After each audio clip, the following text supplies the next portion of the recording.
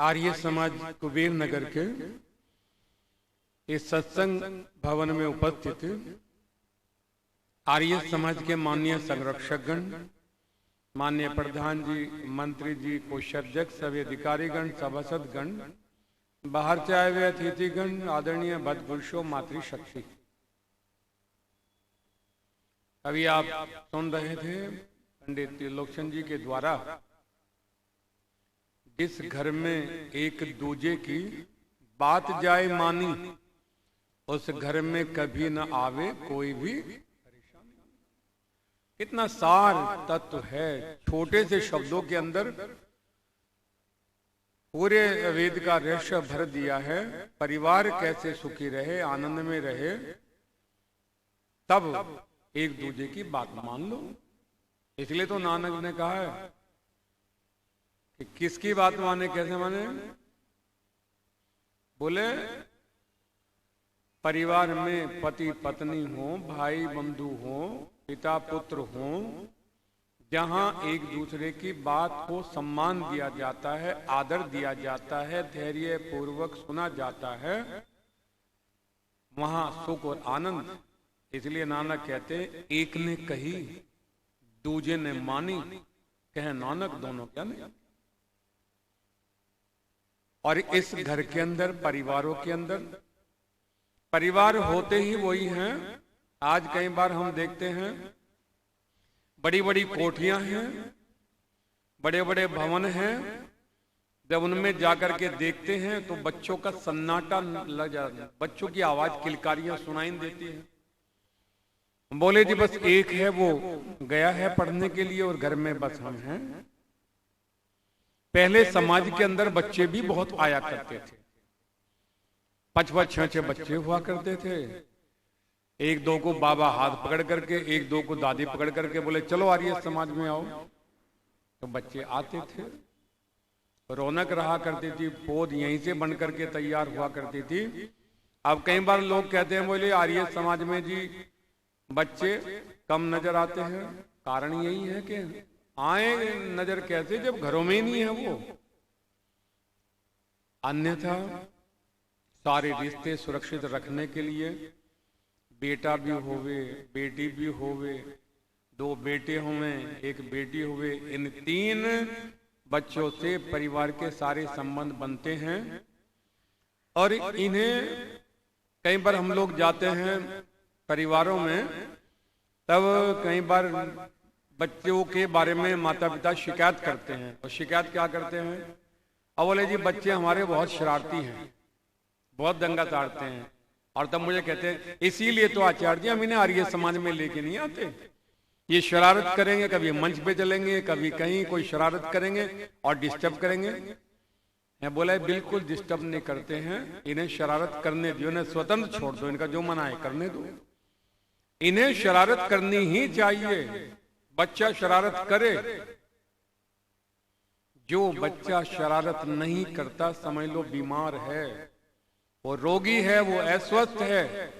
बच्चों का स्वभाव है, यदि आपको उसकी निरोगता की पहचान करनी हो तो यदि वो शरारत कर रहा है तो समझ लो ये निरोग है।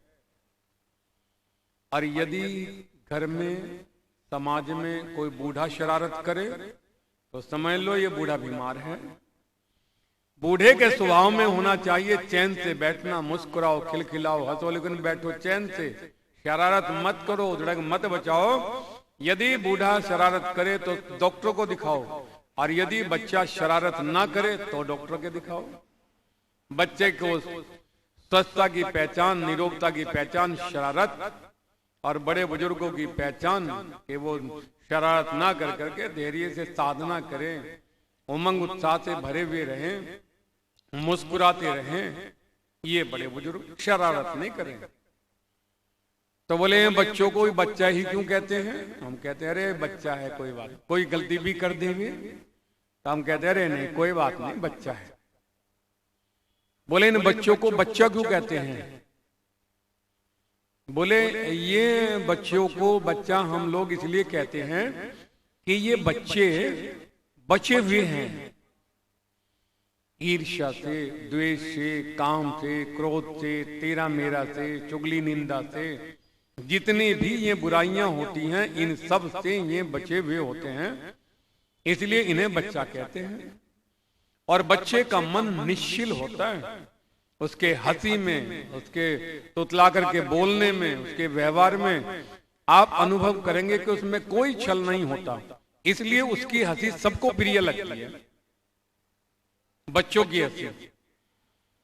और जैसे धीरे धीरे हम बड़े होते हैं उतना ही हंसते हैं जितने में हमारा काम चल जावे, जितना हमारा स्वार्थ हो उतना मुस्कुराएं, बाकी बंद। बच्चे में ऐसा नहीं है, वहां ना कोई स्वार्थ है, ना कोई लेना है, ना कोई देना, ना काम क्रोध, इसलिए उसकी हंसी में निश्चलता होती है और सबको प्रिय लगती है। बच्चा किसी का भी हो तो सबको अच्छा लगता है, खिलखिलाता हुआ फूल की तरह मुस्कुराता खिलखिलाता।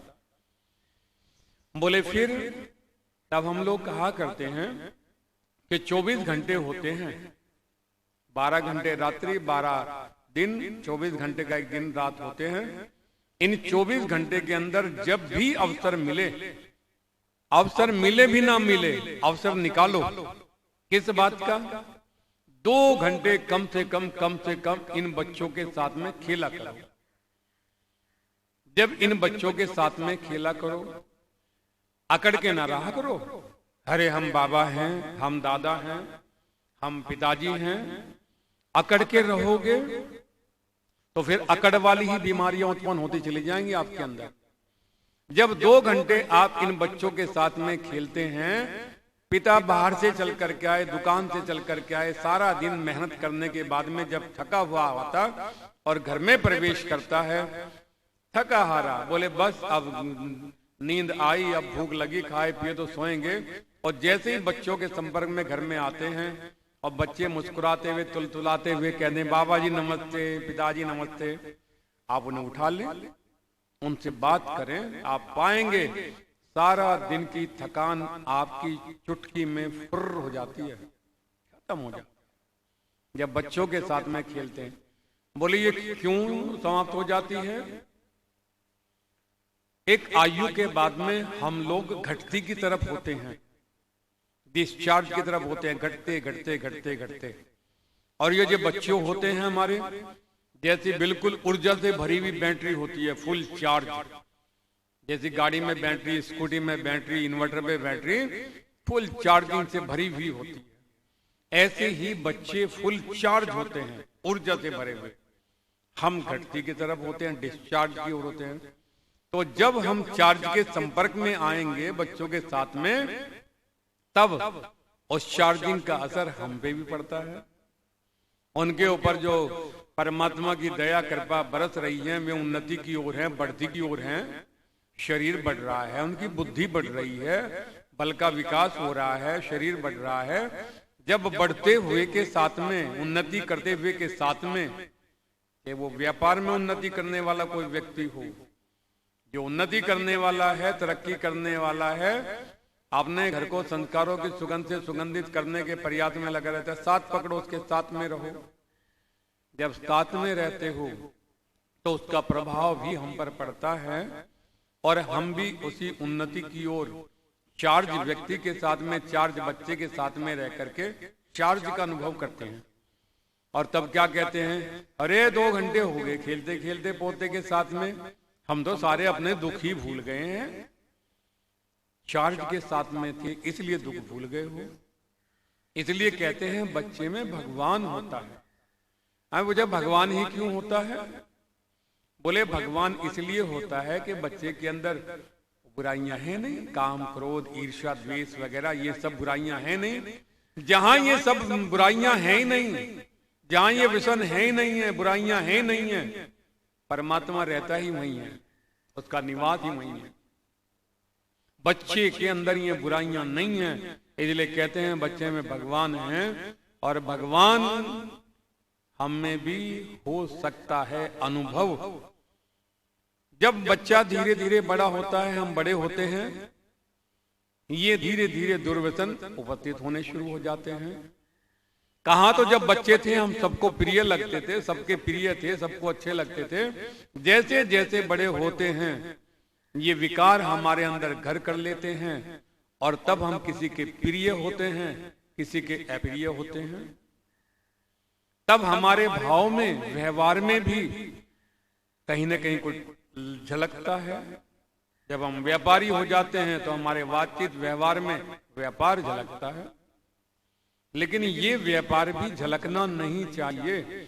जब आप दुकान पे बैठे, जब अपनी शॉप पे हुए, तब आप पक्के व्यापारी बन करके बैठो।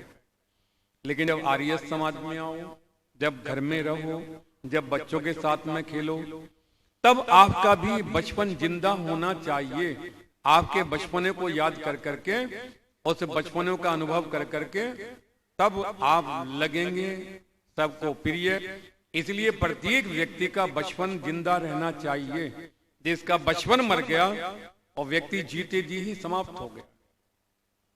व्यापार करो, बढ़िया बिजनेस करो, जो करते हो खूब धन कमाओ, लेकिन उस व्यापारी बुद्धि को, उस व्यापारी सोच को, उस भाव को समाजों में लेकर के ना जाओ, घरों में लेकर के ना जाओ, वरना वहां भी आप व्यापारी रहेंगे, घर का सुख नहीं ले पाएंगे, बच्चों के साथ में नहीं रह पाएंगे आनंद में।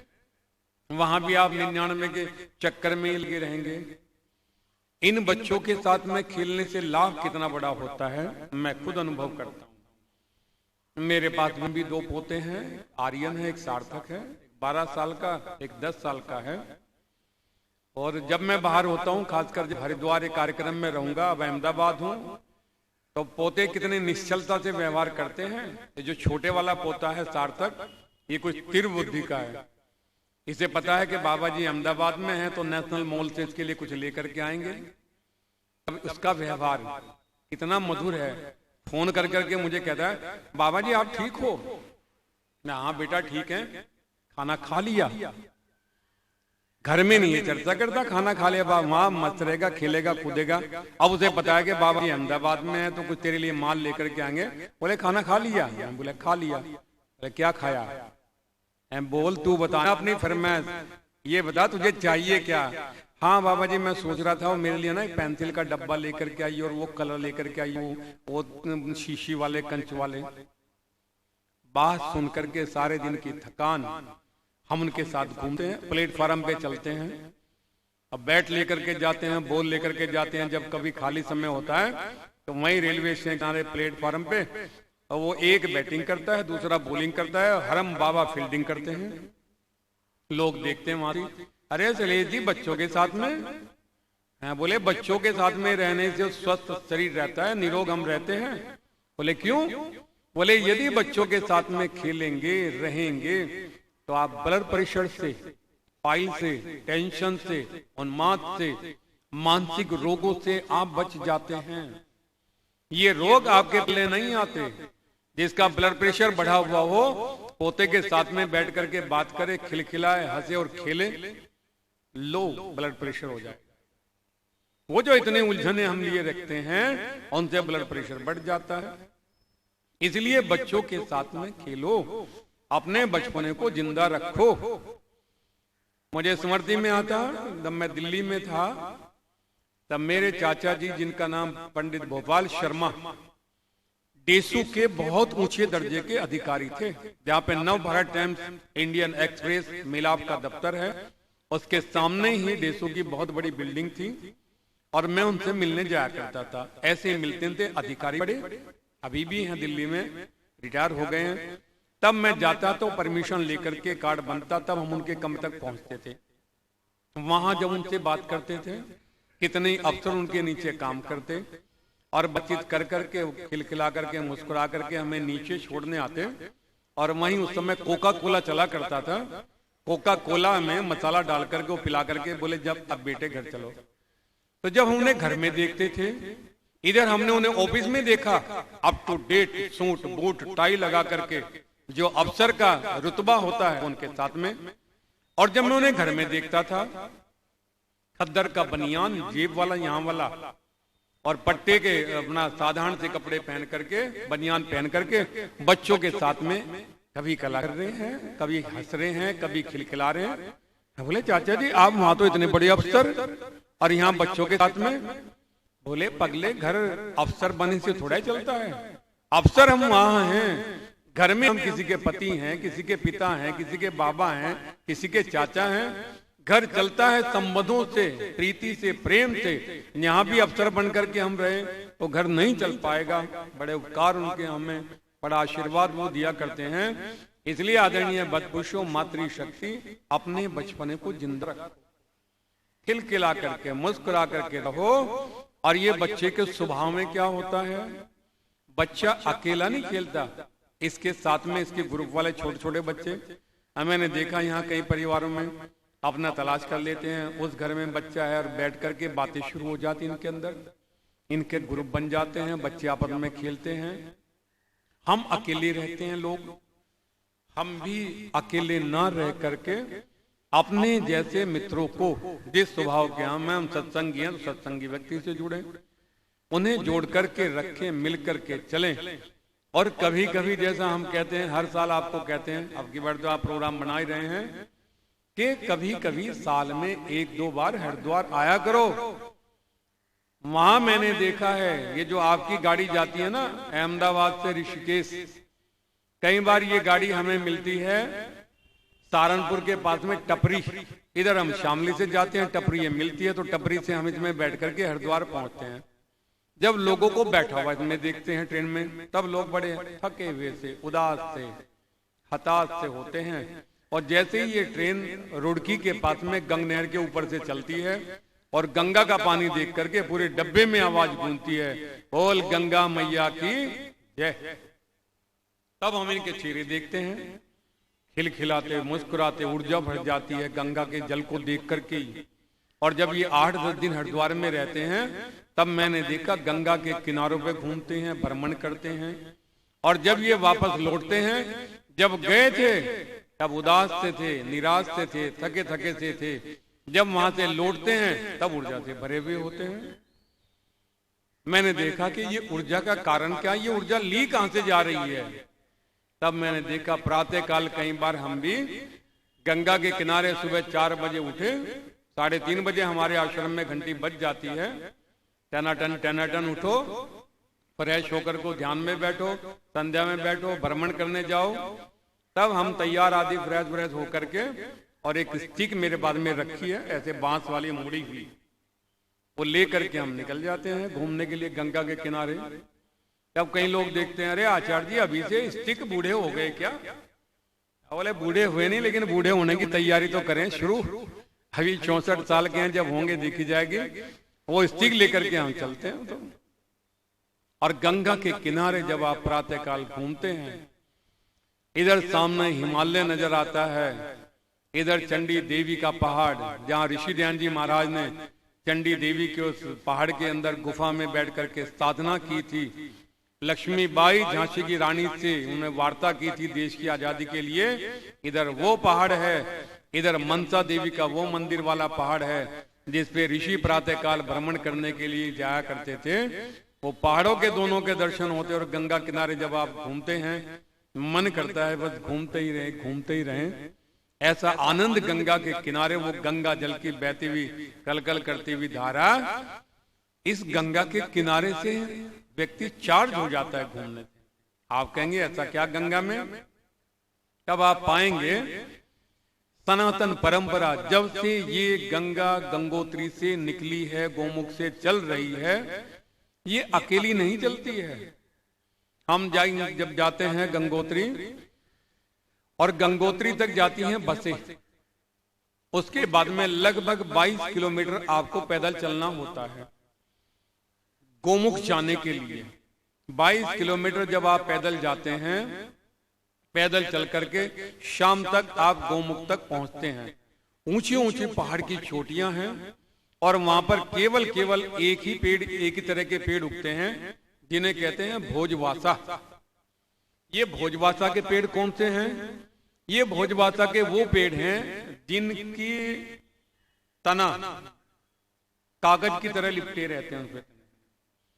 जब पेपर का आविष्कार नहीं हुआ था, कागज का आविष्कार नहीं हुआ था, तब इन्हीं भोजपत्रों के ऊपर वेद मंत्र आदि ये सब हमारे ग्रंथ लिखे जाया करते थे।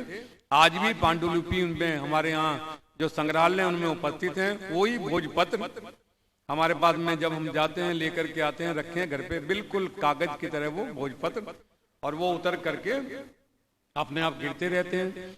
जो सबसे ऊंची चोटियां हैं पहाड़ की, वहां पर ये पेड़ पाया जाता है, भोजवासा का भोजपत्र, ये पेड़ वहां पर है। जब आप पहुंचते हैं गोमुख पर, ये गोमुख कैसा है, सदियों से जो बर्फ पड़ी हुई है, वहां पर बर्फ का पहाड़ है, वो बिल्कुल नीला बर्फ है। नीचे से गंगा की धारा निकली हुई, अंधेरा बर्फ के पहाड़ के नीचे से, और बर्फ के बड़े बड़े पिंड टूट टूट करके गिरते रहते हैं, भड़म भड़म, पानी को रोक लेते हैं, फिर पानी धक्का दे करके हटाता है, और पानी के पिंड ही उसमें तैरते रहते हैं। ये गंगा की धार वहां से निकली और निकल करके चलती रहती है, खिलखिलाती, इठलाती हुई, ऊपर नीचे मुस्कुराती, अकेली नहीं आती है। ये रास्ते में छोटे छोटे झरने, जो स्रोत निकले हुए हैं, पहाड़ की चोटियां हैं, उन चोटियों के ऊपर बर्फ है, और उन पहाड़ों के बीच में झील बनी हुई है, बर्फ पिघल करके झील में इकट्ठी, पानी और फूला हुआ तो वहां से झरना बह निकलता है, और झरना बहता हुआ गंगा में मिल जाता है। गंगा अकेली नहीं आती अपने लक्ष्य की ओर, इस गंगा के साथ में रास्ते में पड़ने वाले हजारों झरने आपको देखने को मिलते हैं, वो सब इन्हें मिलाती है और अपने में मिला करके गंगा रूप ही प्रदान कर देती है। वो भी गंगा जल बन जाते हैं, और ये उछलती हुई, गिरती हुई, खिलखिलाती हुई, इठलाती हुई, बहती हुई आती है। इसलिए आदरणीय बदपुरुषों, आर्य समाज में अकेले ना आया करो। जब तक जैसे ये गंगा सबको साथ लेकर के चलती है, आपका स्कूटर हो या गाड़ी हो, सीट खाली हो तो बैठाओ, चलो जी आर्य समाज चलो, पड़ोसी हो, मित्र हो, सखा हो, संबंधी हो, चलो आर्य समाज चलो, लेकर के चलो। जैसे गंगा सबको साथ लेकर के चलती, और जब ये चलती चलती जाती है, तब हमने देखा है कि इस गंगा नदी के किनारों पर गंगोत्री गोमुख से लेकर के कहां तक, कलकत्ता तक आप चले जाओ, जहां ये समुद्र में अपने लक्ष्य को प्राप्त करती है। इसके दोनों किनारों पर आश्रम हैं, गुरुकुल हैं, लोगों के तपोस्थली हैं, ब्रह्मपुरी हम देखते ऋषिकेश में तपोस्थली हैं। इन गंगा के किनारों पर संतों द्वारा, साधुओं द्वारा, विद्वानों द्वारा, योगियों द्वारा यज्ञ, तप, ध्यान, स्वाध्याय सदियों से होता आ रहा है। आप जाएं उत्तरकाशी में देखें, गंगोत्री से पहले उत्तरकाशी, गंगा के किनारे पर वहीं बढ़िया मंदिर है, गौशाला है, यज्ञ होते हैं, भोजन का कोई अभाव नहीं है, बड़े बड़े मठ मंदिर हैं, वहीं कुटियाओं के अंदर साधु संत ध्यान साधना करते हैं, घंटी बजती है तब अपनी कुटियाओं से निकलते हैं, दूध आदि भोजन कर करके फिर अपनी गुफाओं में चले जाते हैं। इन सब किनारों पर सनातन परंपरा के अंतर्गत, सनातन परंपरा में सदा से ही ये यज्ञ, तप, स्वाध्याय होते आ रहे हैं। इस कारण से ये गंगा के किनारे चार्ज हो गए हैं।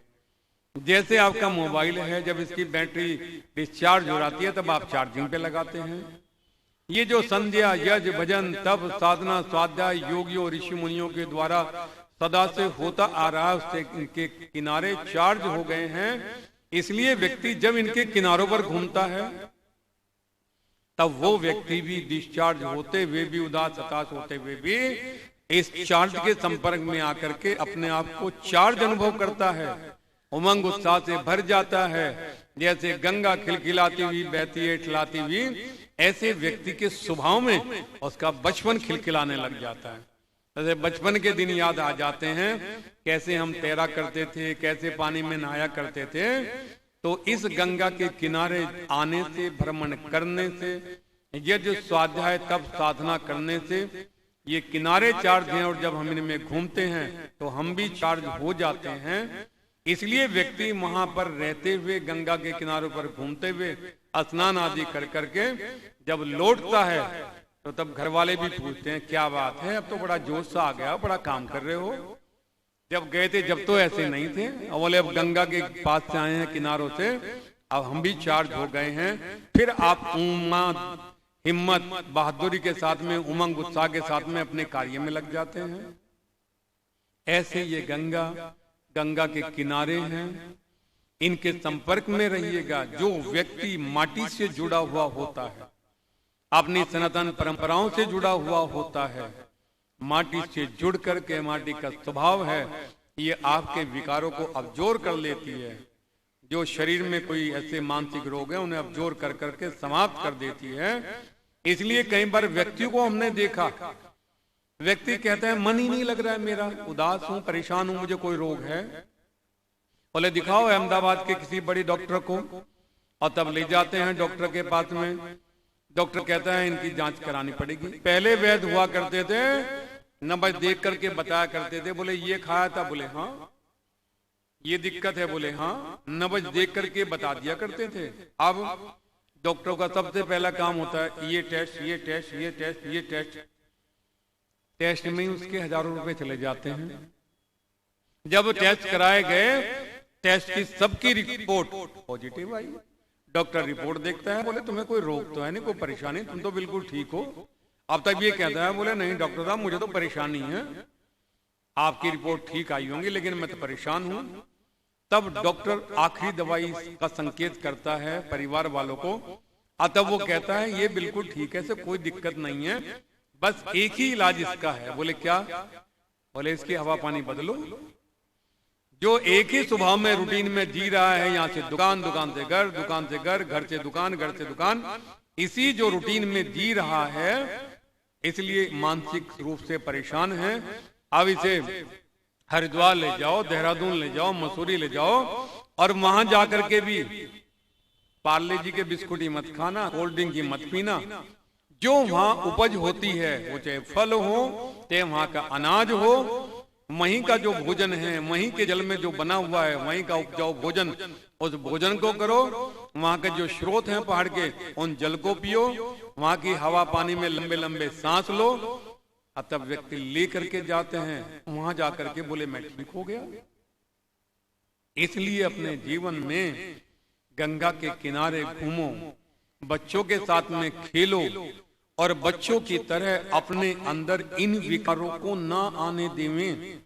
यदि आप चाहते हैं कि हम भी सबके प्रिय बन जावें, सबको हम प्रिय लगे, तब अपने अंदर जैसे बच्चे का हृदय पवित्र होता, उसमें ये विकार नहीं होते हैं, ऐसे ही हम भी अपने इन विकारों को जो आयु के साथ साथ में आ जाते हैं, इन्हें दूर करें।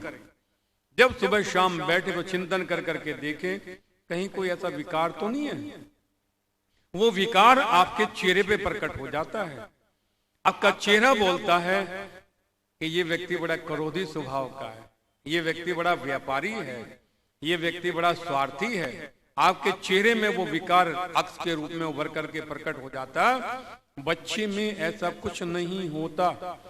इसलिए अपने बचपन को जिंदा रखो, बच्चे की तरह उसमें जैसे कोई विकार नहीं होता, अपने अंदर कोई विकार न रखो।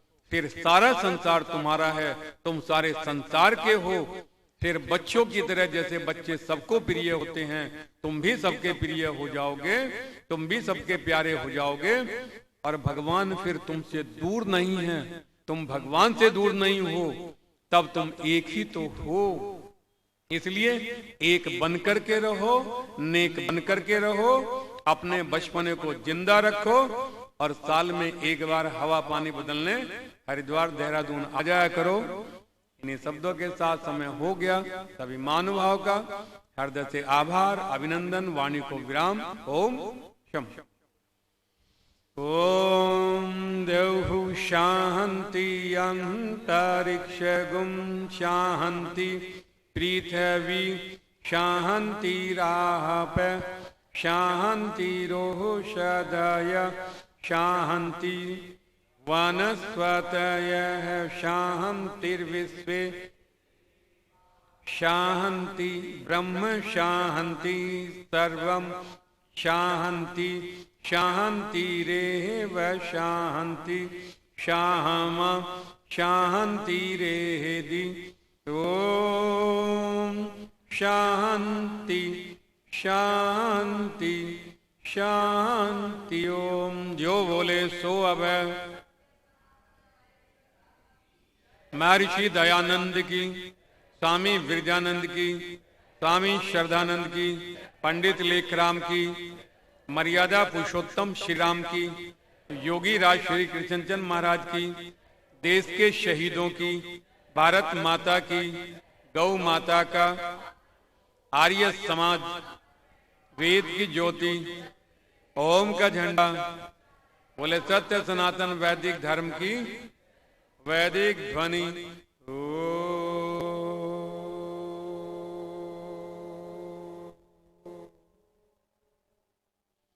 वैदिक अभिवादन, सभी को सादर नमस्ते जी, नमस्ते जी।